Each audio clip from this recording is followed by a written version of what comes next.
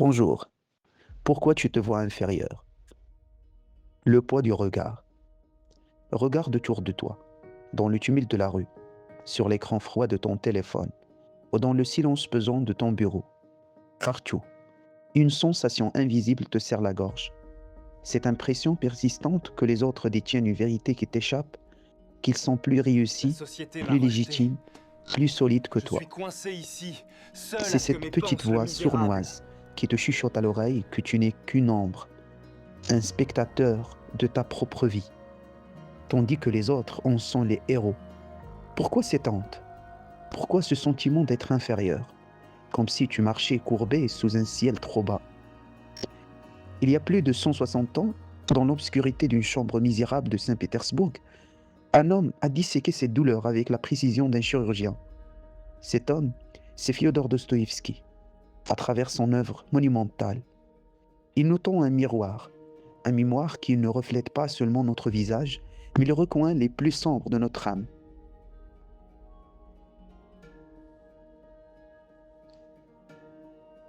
Dans son livre Les carnets du sous-sol, Dostoïevski nous présente un narrateur sans nom, un homme qui s'est retiré du monde pour s'enfermer dans un souterrain psychologique.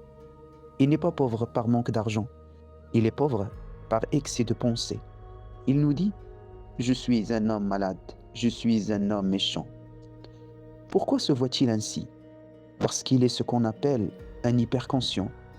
Pour Dostoïevski, l'infériorité n'est pas un manque de talent ou de capacité, c'est une maladie de la comparaison.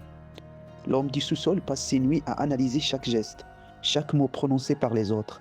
S'il croise un officier dans la rue et que celui-ci ne le remarque même pas, il le vit comme une agression, comme une preuve que son existence ne pèse rien. Est-ce que cela te rappelle quelque chose? Ce moment où tu entres dans une pièce et où tu as l'impression que chaque rire est une moquerie déguisée, que chaque silence est un jugement. Dostoïevski nous avertit: l'enfer, ce n'est pas seulement les autres, c'est l'image déformée que nous projetons de nous-mêmes dans leurs yeux. Mais Dostoïevski ne se contente pas de psychologie.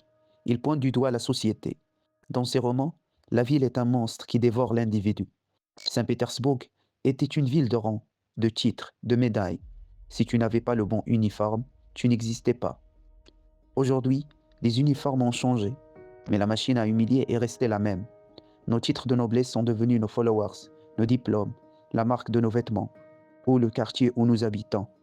La société moderne a industrialisé le complexe d'infériorité. Elle a besoin que tu te sentes insuffisant pour te vendre des solutions éphémères. Comme les personnages de Dostoïevski, nous développons une fierté maladive parce qu'on se sent inférieur, on devient susceptible, on s'isole par peur d'être démasqué, ou on devient agressif pour cacher notre fragilité. On préfère être un roi dans notre propre souterrain, seul et amer, plutôt que d'accepter d'être une personne ordinaire parmi la foule.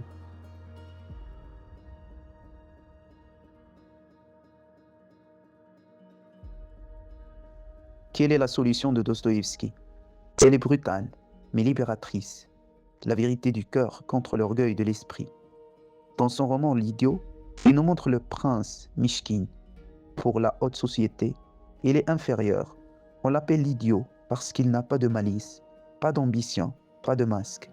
Mais Mishkin possède ce que personne d'autre n'a, une paix intérieure absolue. Il ne cherche pas à être plus que l'autre, donc il n'est jamais moi. Se voir inférieur, c'est encore être prisonnier de son moi. C'est croire que tu es le centre du monde et que tout le monde passe son temps à te juger. La sortie du sous-sol, c'est accepter d'être vulnérable. C'est réaliser que la hiérarchie est une illusion. Comme Mishkin, quand on abandonne l'ego, on découvre que la vraie grandeur n'est pas de dominer, mais de comprendre. Tu n'es pas inférieur. Tu es simplement humain dans une époque qui a transformé l'existence en compétition. La prochaine fois que tu te sentiras petit, souviens-toi de la plume de Dostoïevski. La vraie valeur d'un homme ne se mesure pas à sa place dans la hiérarchie sociale, mais à la profondeur de ses doutes et à la sincérité de ses luttes. Sors du sous-sol. Arrête de demander la permission d'exister. Le monde n'attend pas ta réussite. Il attend ton authenticité. Tu as le droit d'être ici. Tu as le droit d'être toi. Il faut aimer la vie plus que le sens de la vie. Fyodor Dostoïevski.